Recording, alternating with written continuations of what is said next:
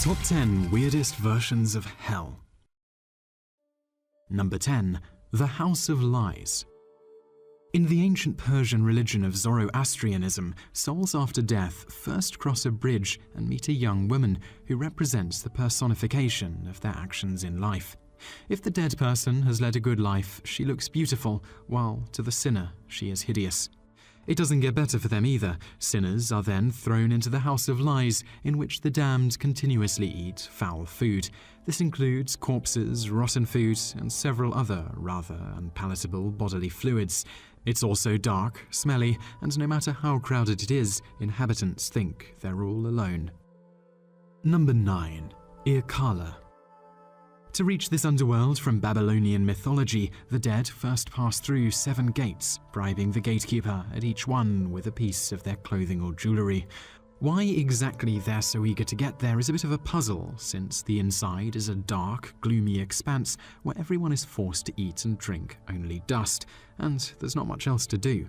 Also, everyone there wears feathers, for some reason.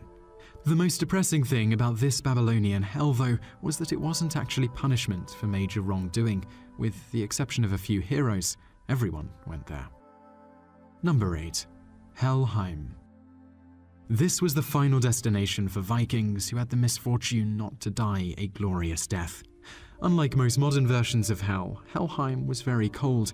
The entrance was guarded by a 4-eyed, blood-soaked hound called Garma, and by some accounts, the whole place was watched over by a giant eagle called Corpse Eater, whose wings created the icy wind. And if that wasn't bad enough, Vikings whose deeds were especially bad went to an area under Helheim called Niflhel, which was even darker and colder. Number 7. Avici, or the Hell of No Interval. If you're a follower of Pure Land Buddhism, this is the worst type of hell you can end up in. It's so bad that you can only get there by committing one of the 5 grave sins. Basically, you must kill an extremely holy person, a Buddha, or your own parents. Although Avicii is technically not eternal, it does last trillions of years, which might seem like even longer when you're facing its unending punishments. It's surrounded by iron walls and also features iron snakes and iron dogs that breathe fire. Inhabitants of this hell can actually die there, but are reborn into the same hell, which must be a bit of a disappointment. Number 6. Narak. According to the Hindu scriptures, this hell is divided into at least 25 realms according to the sinful deeds that brought people there.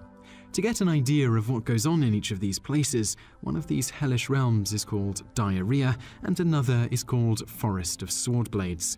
In some versions of Hindu hell, sufferers are actually somehow compelled to perform their own punishments, such as climbing up and down spiny trees that tear them to pieces. Number 5. Kasyrgan. In Mongolian shamanism, departed souls are judged before Irkalla Khan, the prince of the underworld.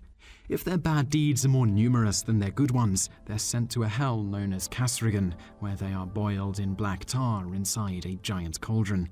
The worst sinners are stuck there forever, but a person who has done at least some good in their life might gradually rise towards the surface of the tar until the crown of his head reaches the surface.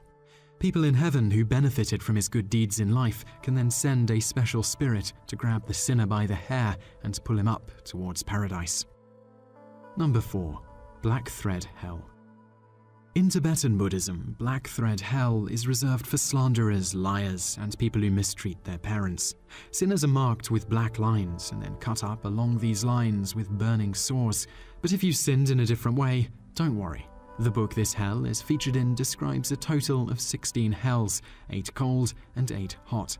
The other versions have similarly descriptive names like Crushing Hell, punishment for cruelty to animals, and Loud Screaming Hell, the penalty for theft. Number 3.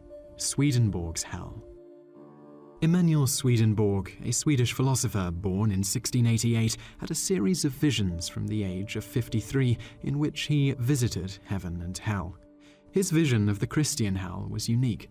According to Swedenborg, it looked like a filthy, run-down city. The damned can leave at any time, but do not want to. Their suffering is not based on external punishment, but on the fact that they're full of cruel desires. Churches based on Swedenborg's vision and philosophy exist to this day. Number 2. Mictlan.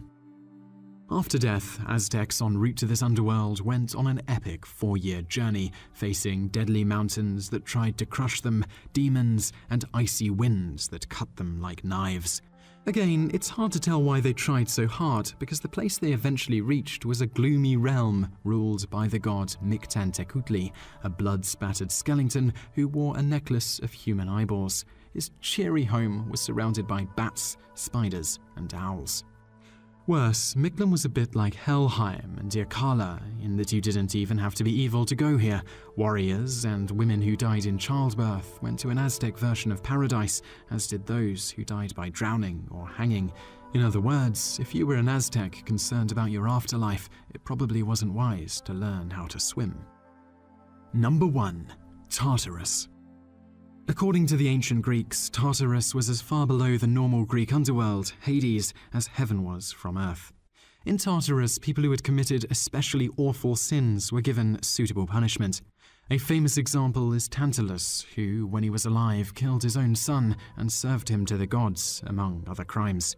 As punishment, he was forced to sit next to appetizing food and water that he was unable to eat or drink.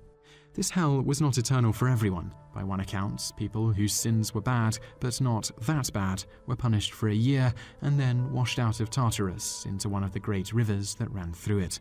They'd end up in the Acheroian lake, whose shores reached other, less hellish parts of the underworld, and from its waters beg the people they had harmed in their lives to allow them to leave. If their victims agreed, the sinners joined them on the shore, otherwise they were swept back to Tartarus, and the situation repeated until their victims finally relented and let them out. Kind of like a parole hearing. If you enjoyed this video, be sure to subscribe to our channel by clicking the subscribe button in the top right.